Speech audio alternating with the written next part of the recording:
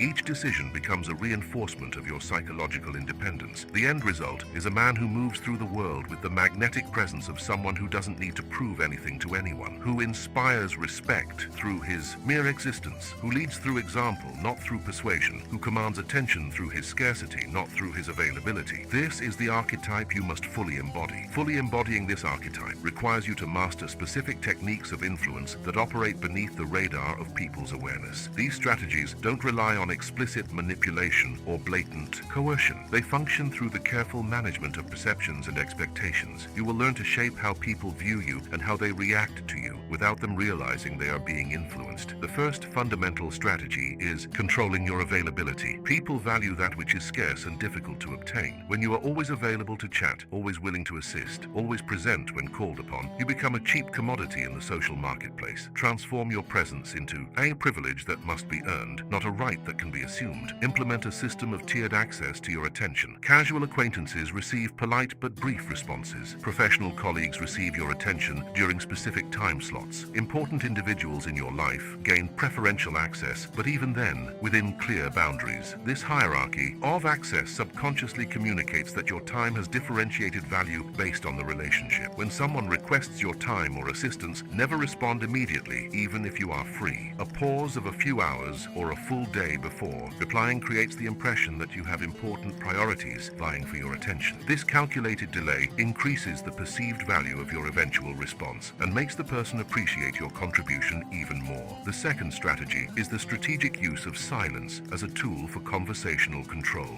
Well-placed silences create psychological pressure that compels individuals to reveal more information than they intended. When someone finishes speaking, count to 3 before responding. This microscopic silence makes the person feel compelled to elaborate or clarify, frequently revealing hidden motivations or insecurities. In significant negotiations or discussions, employ silence after making impactful statements to amplify the dramatic effect. When presenting a proposal or setting a boundary, remain quiet while maintaining eye contact. The psychological weight of silence compels the other individual to respond first, often leading to concessions or revelations you can leverage. Cultivate the ability to remain comfortably silent in social settings where others feel pressured to fill the void. This disparity in silence tolerance automatically positions you as more assured and in command. People will begin to interpret your stillness as profundity, your restraint as sagacity. The third tactic is the judicious management of personal information. Individuals who readily share intimate details become predictable and consequently less intriguing. Keep significant facets of your life, your aspirations, and your viewpoints as information that should be unveiled gradually. This controlled disclosure generates sustained curiosity about your true self. When queried about personal matters, offer responses that are technically factual but deliberately incomplete. If someone inquires about your weekend plans, respond with "I have a few engagements," rather than enumerating each scheduled activity. This elegant vagueness maintains an air of mystery without being deceitful. Never fully disclose your capabilities or available resources. Individuals who know your precise limitations can manipulate you more effortlessly. Always maintain a hidden reserve, be it of time, energy, finances, or skills that you can deploy when the occasion demands. This undisclosed reservoir makes you appear more potent than you are. The fourth strategy is controlling emotional reactions as a demonstration of inner fortitude. When you maintain composure in situations that agitate others, you invariably become the anchor of stability to which people gravitate. This serenity is not passivity. It's a display of inner command that fosters confidence and respect. Practice responding to provocations with scientific curiosity rather than emotional irritation. When someone attempts to insult or destabilize, you observe their strategy as though you were a researcher studying human behavior. This analytical perspective keeps you emotionally detached while conveying intellectual superiority. Develop boilerplate responses for provocative situations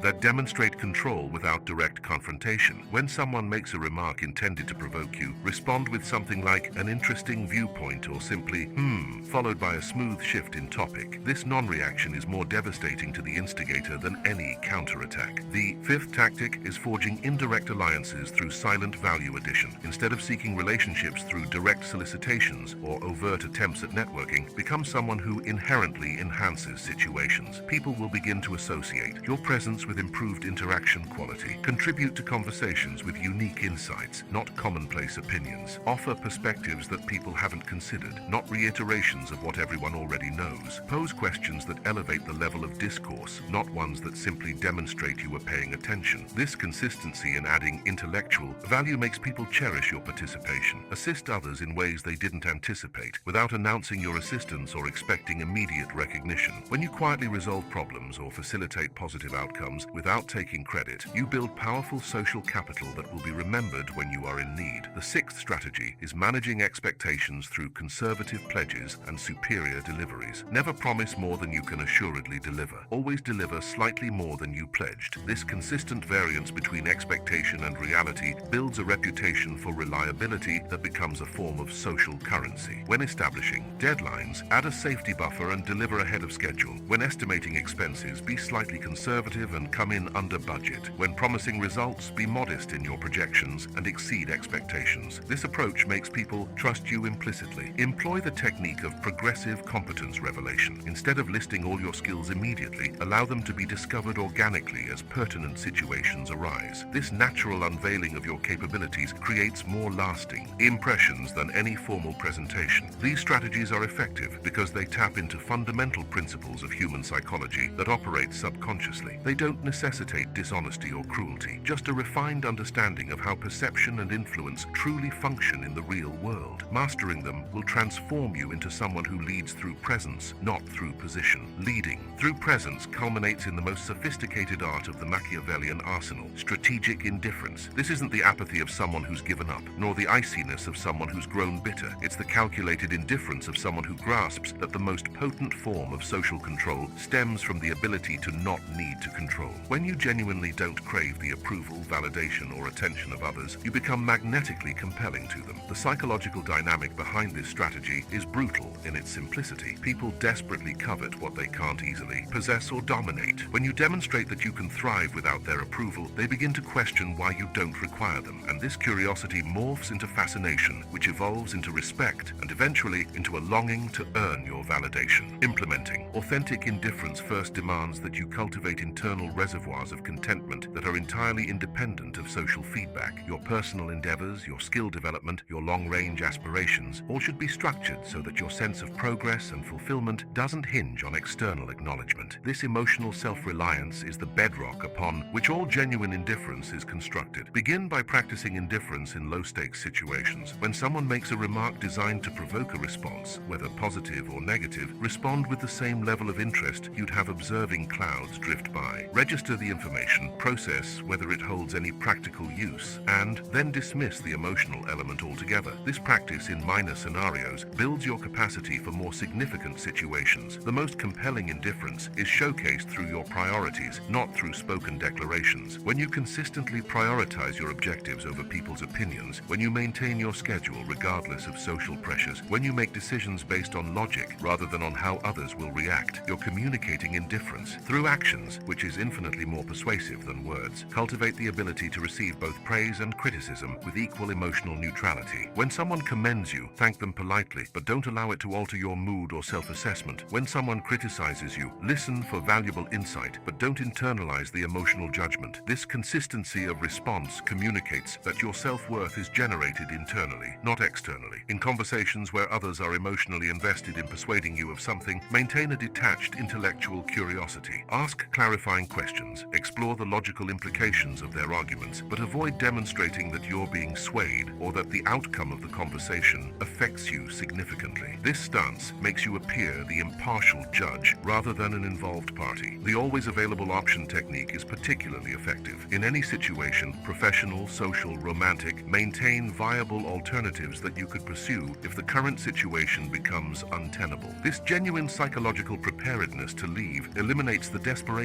that renders people manipulable. When you truly can exit a situation without devastating consequences, your indifference becomes authentic. Practice the art of not giving unsolicited advice or attempting to solve problems that aren't yours. When people share dramas or difficulties, your standard response should be polite listening, followed by, "That sounds complicated," or "Interesting dilemma." Resisting the urge for emotional involvement or offering solutions communicates that you don't feel responsible for resolving the problems of others. Strategic indifference extends to how you handle attempts at emotional manipulation. When someone uses guilt, shame, fear, or anger to try to influence your behavior, your response should be to analyze the tactic objectively without being emotionally affected by it. Acknowledge internally, this person is attempting to use guilt to control. The interesting tactical choice, it will not be effective. Develop a personal system of success metrics that are objectively measurable and don't hinge on the opinions of others. Your professional fulfillment should stem from achieved outcomes, honed skills, resolved issues, not from accolades received. Your personal contentment should arise from upheld internal standards, garnered growth, attained goals, not from garnered social approval. In scenarios where others are vying for attention or status, your indifference should be conveyed by focusing on your own priorities. While they're embroiled in games of one-upmanship or displays of dominance, you're quietly working on projects that truly resonate with you. This divergence in focus communicates that you're operating on a different plane of maturity. Managing relationships through calibrated indifference necessitates that you're consistently pleasant and respectful, but never needy or desperate. You contribute positively to social interactions when present, but don't suffer when absent. You value genuine relationships, but don't cling to them desperately. This balanced approach makes people feel valued, but not stifled. Practice the interesting but irrelevant technique to handle attempts at provocation or power plays. When someone tries to insult you, question your competence, or challenge your authority, your internal response should categorize it as interesting that they chose that approach, but irrelevant to my objectives. This mental categorization prevents emotional reactivity and keeps you focused on what truly matters. Authentic indifference towards specific outcomes, provided you've made your best contribution, frees you from performance anxiety, which others perceive as weakness. When you've genuinely done your best work, prepared adequately, and executed with competence, the outcome becomes useful data for adjusting future strategies, not a measure of your self-worth. Cultivate the ability to terminate conversations, relationships, or situations that no longer add value to your life without emotional theatrics or the need for elaborate justification. A simple "this isn't working for me," followed by decisive action, communicates a powerful indifference to what others might think of your choices. This strategic indifference doesn't render you callous or cruel. It makes you discerning and effective. You still exhibit compassion, but carefully choose where to invest emotional energy. You still build relationships, but only with individuals who add genuine value to your existence. You still care deeply about things, but only about things that genuinely warrant your passion. The end result is a presence that attracts people because they sense that your attention must be earned, not assumed. You become the type of person that others want to impress, rather than being the type who is always trying to impress others. This reversal of the traditional social dynamic is the essence of Machiavellian power applied in the modern age. This inversion of social dynamics demands that you conquer the most dangerous adversary you'll face, your own emotional impulses. Every uncontrolled instinctive reaction is a public confession of vulnerability. Every automatic emotional response is an invitation to manipulation. Every demonstration that you can be easily agitated is a detailed instruction manual on how to control you. Mastering your reactive instincts isn't just a strategic advantage. It's the difference between being predator or prey in the social arena. The first step to this mastery is understanding the anatomy of an emotional reaction. Between the external stimulus and your response exists a microscopic window of opportunity where you can consciously choose how to react. Most people live completely oblivious to this window, reacting automatically like programmed machines. You must expand this window until it becomes a spacious area where you deliberate and decide your responses. Develop the habit of the strategic pause. When something occurs that would typically provoke an immediate emotional reaction, an insult, a provocation, a frustration, an injustice, implement a 3-second pause before any response. During these 3 seconds, ask yourself 3 questions. Does this situation warrant my emotional energy. What outcome do I want to achieve here? Which response brings me closer to that outcome? Only after answering these questions do you act. This pause should be imperceptible to external observers. You're not hesitating or demonstrating uncertainty. You're processing strategically. The pause of a master doesn't appear as indecision. It appears as depth. People interpret this restraint as evidence that you're operating on a higher cognitive plane, considering factors that they haven't even perceived. Completely reimagine how you interpret taunts and power plays. Instead of viewing them as assaults that demand defense, see them as valuable intel about the person deploying them. When someone attempts to provoke you, they are unveiling their own insecurities, their preferred strategies of manipulation, and their assessment of your vulnerabilities. This information is a gift that you should receive with silent gratitude. Each attempt to make you react emotionally is, at its core, an admission that the person lacks compelling, rational arguments to achieve their objectives with you. They are resorting to emotional manipulation because they lack legitimate power or superior logic. Grasping this transforms provocations from threats into confirmations of your superior position. Nurture a temporal perspective that places irritating events in their appropriate context. When something frustrating occurs, ask yourself, will this matter in 5 years, in 5 months, in 5 days? The vast majority of situations that trigger intense emotional reactions are entirely inconsequential on any meaningful timescale. This viewpoint doesn't diminish genuine problems. It eliminates pseudo-problems that drain energy unnecessarily. Develop a repertoire of standard replies for provocative situations that demonstrate control without emotional engagement. For direct insults, an interesting perspective. For questioning of your authority, I understand your concern. For attempts to create artificial urgency, I'll give that some thought. These responses neutralize the provocation without granting the person the satisfaction of an emotional reaction. Practice the technique of scientific observation during conflicts. When someone is trying to fluster you, mentally document their tactics as if you were an anthropologist studying tribal behavior. Subject is employing vocal intimidation, now transitioning to guilt tripping. Interesting. Seems to be growing frustrated with my lack of response. This analytical viewpoint keeps you emotionally detached while gathering useful data. Transform stressful situations into opportunities for self-control training. Every difficult person you encounter is an unwitting instructor offering a free lesson in emotional management. Every frustrating situation is a mental gymnasium where you strengthen your discipline. This reframing turns irritations into investments in your personal evolution. Anger management warrants particular attention because it's the emotion that most swiftly erodes perceptions of competence and control.